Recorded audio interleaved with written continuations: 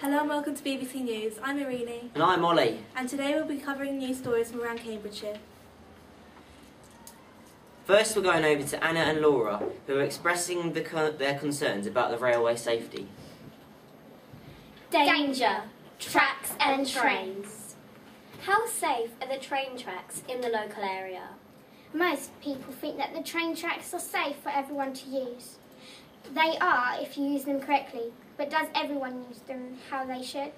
And could these people be risking their lives? To find out more, we spoke to Rob, who is the big cheese. Our journey. We started at Shelford railway station and travelled by train to Foxton Level Crossing, where we went up to the signal box and interviewed the man who was on shift and in charge of all trains coming through Foxton about his concerns about the level crossing.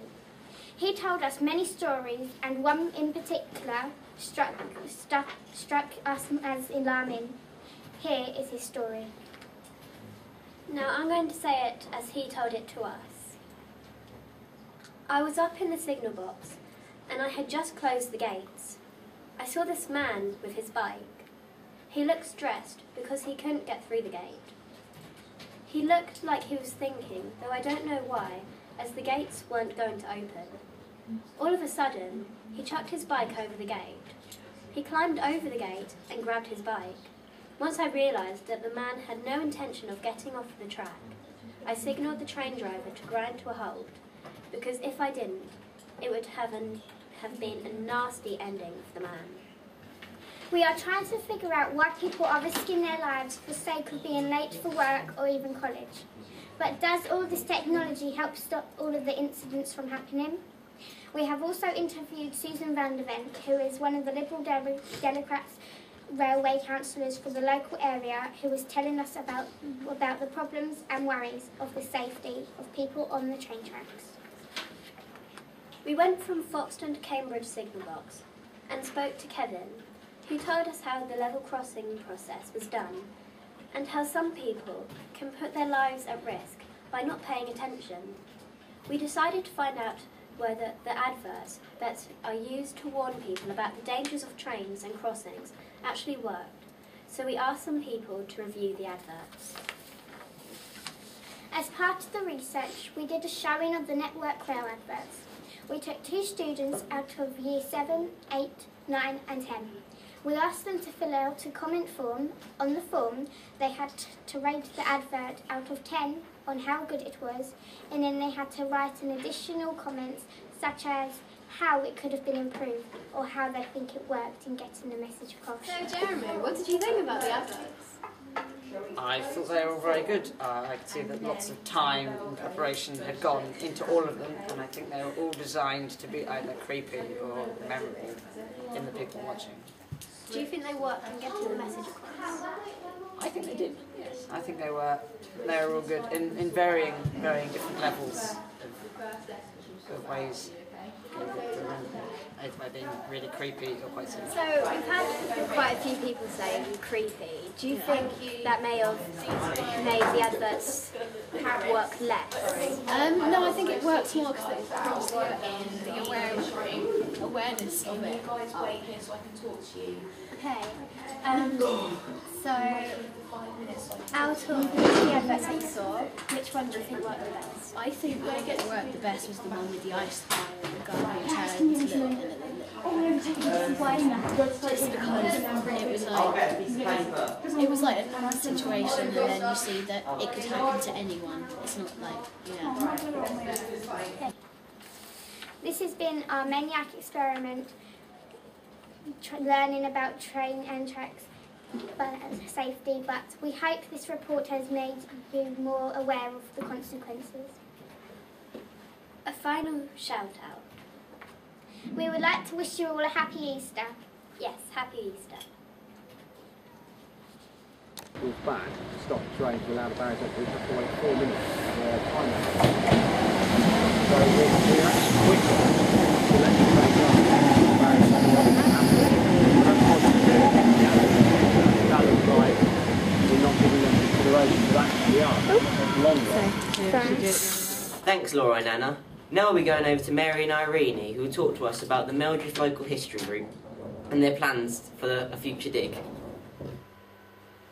Local people from Melbourne and Meldriff have joined together to dig deep and find out more about their history. But they can't do it without you. The Meldriff Local History Group and Corinza Lewis from Time Team want you to volunteer your garden to help you find out about your village's early history. For 3 weekends out of this year, digs will be taking place around your village to find out about Saxon, Roman and medieval times. Local digs have already found a Roman stone coffin in a Meldriff churchyard and a Bronze Age hoard including axe heads and offerings to Saxon gods. If the groups get more funding, they're hoping to dig near Meldriff train station. This is because the 18th century, a railway worker was digging near there and found a Bronze Age axe head. Another place of interest is Flambard, as in the 17th century a big manor house stood there.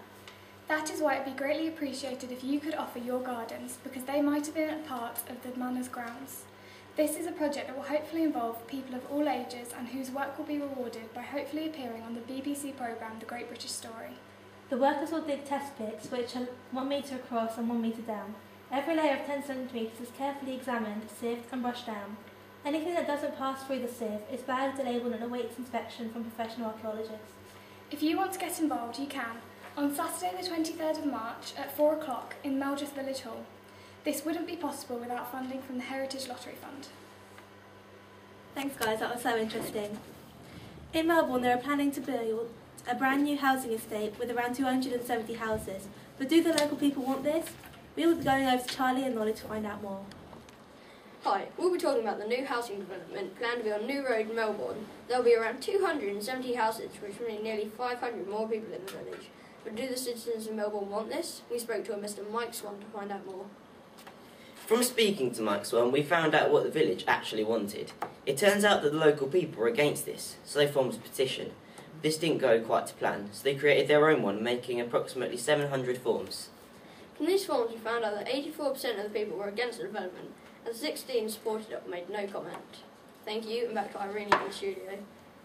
Harmful houses destruction. Last week, I and my fellow reporter, Martina, went to visit the Melbourne Parish Council about a persisting problem in our village. As you can see from our headline, there's a proposal for new houses to be built in our small village and plenty of people are against it. They have good reasons why as well, because these houses will, if the plan is continued, ruin good fields full of beautiful scenery. We would like to share with you the interview that we had with the Melbourne Parish Council about their opinions and beliefs on the proposal. We interviewed 2 councillors and we will reenact the conversation we had with them. I will ask Martina the same question we asked the councillors and she will tell you their opinions and answers. So, please ask as many questions as you want and I will answer them in the best way I can without offending any opponents. Thank you, Councillor. The first question I have for you is the simplest and probably the most easy to answer. Are you for or against the housing estate proposal in New Road? We at the Parish Council, Mizuki, are against the new housing estate, but to express our opinion is difficult, as we are not in charge to make the decision. It is in fact the South Cambs District Council in charge who will make this important decision that could change the future of our village. Well, Councillor, that is interesting. The next question should be slightly easier to express the opinion you have. So, are you worried about nature that could get hurt? Yes, we are very worried about nature that would get hurt. The housing estate is a potential threat to the nature. I understand that opinion, Councillor, and I think the next question might be slightly harder. Okay, well I'll give it a go. Melbourne will have a lot more people living here with the housing estates. Do you have anticipate it becoming a town? I think in future it might become a town. Even more likely if the housing estates are built, because if you think about it, for more people living here, we'll need more shops and more facilities, which will be good in some ways, but bad in others. Very good explanation, Councillor. I agree. Thank you, Nazuki.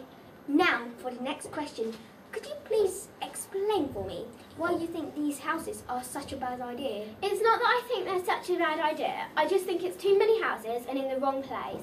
I also think that it would be too dangerous on the roads with so many cars. Oh yes, what a thought! That must be quite a hard point to get across to people, but I understand where you're coming from.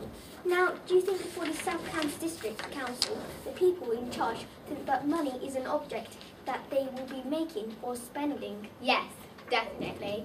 Land is expensive and they will be making more money than they'll be spending. Thank you, Councillor. Thank you, Mizuki. How do you think the decision will turn out in the end? A difficult question, Mizuki. You do like to get my brain working. I know, but to be a councillor, it must take brain power anyway. I know. I agree, Mizuki, but I love my job. Back to the question, Councillor. Oops, sorry, Mizuki. Thanks for reminding me.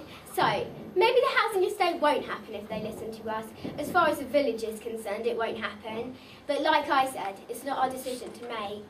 Thank you, Councillor. Is there any extra information you can give us?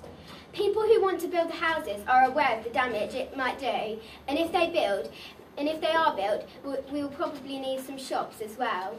South Cambs District Council, they are the bosses. Where are they based? They're based in Camborne, and they're what we call the planning authority. Why do you think they have the idea of building new houses? In South Cambridgeshire, it's getting a lot bigger, and more people need houses. Thank you so much for answering these difficult questions.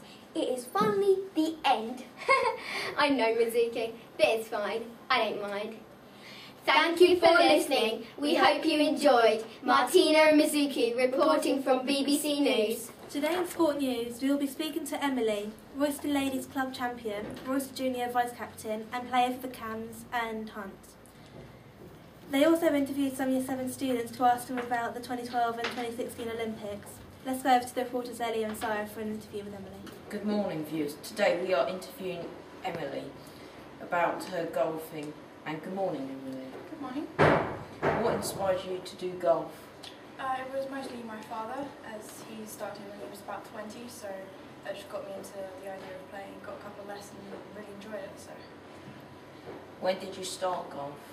I first picked up golf when I was about 6 and probably started playing competitions officially when I was about 10 when I joined Royston. Do you think that school gets in the way of golf, like you don't have much time to do golf? Definitely, it affects it because the amount of coursework I now get in Year 10 is quite heavy going. So I can't enter midweek competitions, which affects my development quite dramatically. Do you think you'll make it to Rio 2016 Olympics? That would be fantastic if I could. Now I've played for county, so that's getting a lot of development through training and stuff. So it's very possible. Do you think you'll be better than Tiger Woods at golf? Well, that would be incredible. But I did start roughly the same age as he did, so there's no reason I shouldn't be able to. So thank you for taking your time today and best wishes for the future. Thank you. We interviewed some of the Year 7 students about the 2012 and 2016 Olympics. Here we go.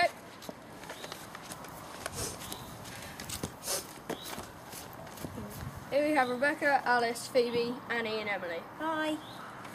So Becky, what do you think of the 2012 Olympics last year? I think Great Britain did really well and I think they're going to do better next time. Yeah. Alice, do you do a sport?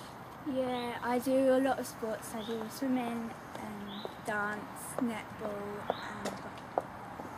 Phoebe, do you have any Olympic heroes, heroines? Yes, I like Tom Daley and I like Jess Ennis. Why?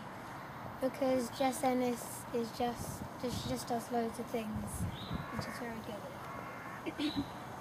Annie, do you hope that London will do as well as they did in 2012? Yeah, I do. I think they would do better because they know what they've done wrong and what to put right. Emily, what was your best sport to watch at London 2012? I like watching all the diving because it's really elegant and the swimming races. Guys, do you want to go and watch the 2016 Olympics in Rio? Yes!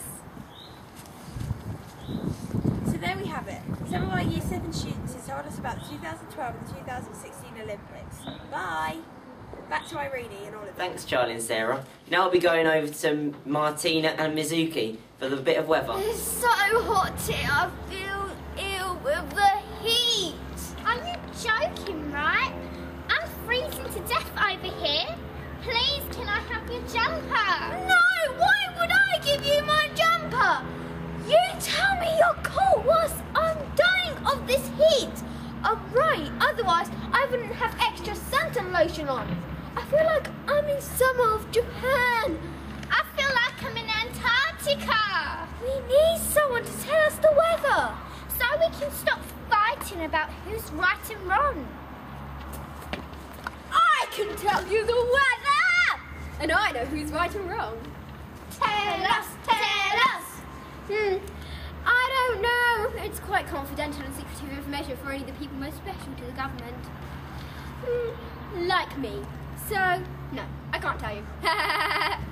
Please, please, please. We love you. We can't keep secrets. And you're special to the government? Yes. Okay, keep this secret then. Today, it's the average weather of 5 degrees Celsius to 1 degree Celsius and cloudy. There will be a drizzle of rain at 12 p.m. So that's why I feel cold. Yes, the visibility is very good and the humidity is 69%. But I'm boiling. Why am I always the one who feels different heat? I'm sure I'm right. Gosh, don't make a big deal of it. It's just the weather. But you told us it was important. Maybe I was lying. Tomorrow? Fine, but I can't stop now. I really have to go and give the Queen a weather report. Really? No, but Mummy's making me meatball spaghetti. Back to the weather. On Friday, the average is 3 degrees to 0 degrees. It's going to be cloudy with snowfall at 6 till 7 a.m. and quite a bit of rain from 5 p.m. to 12 a.m. And the visibility and humidity will be the same. 69% humidity and visibility. It's very good, peoples. How do you know all of this? Yeah, how do you know all this? All right, sidekicks, I'm clever. Really? No! What about Saturday's weather? Yeah, what about Saturday's weather? I told you, Mummy's making me meatball spaghetti and that's way more important. Tell us! Fine, stress C. On Saturday, it's snowy clouds with 1 degree Celsius average through to 1 degree Celsius. Minus 1 degree Celsius. That bit I got wrong. There will be heavy snow at 6 a.m. and light snow from 9 a.m. to 12 a.m. Through from 3 p.m. to 9 p.m. there is a grey cloud. At midnight there will be light snow also. The humidity is 69% and the visibility is very good. Ugh. Humidity and visibility are boring. Actually, they're really fun. Really? No! Quickly now, I need to go to Antarctica for a holiday! And I need to go to Japan! Wait! On Sunday it's a grey cloud from 6 a.m. till 3 p.m. You're always so eager for me to tell you the weather and now you want to go on holiday. Gosh! And 12 till 6 p.m. it's still a grey cloud. And 6 to 12 a.m. it's finally a white cloud! And yes, well, I'm going for my spaghetti. Finally! Yum, yum, yum! Mummy, I'm home! I'm going to Antarctica. Bye! I'm going to Japan. Bye! Say hi to my grand! Who lives near Tokyo! Will do! Bye! Thanks for listening to us today. We have had such a nice time reporting for you guys. And goodbye. Bye.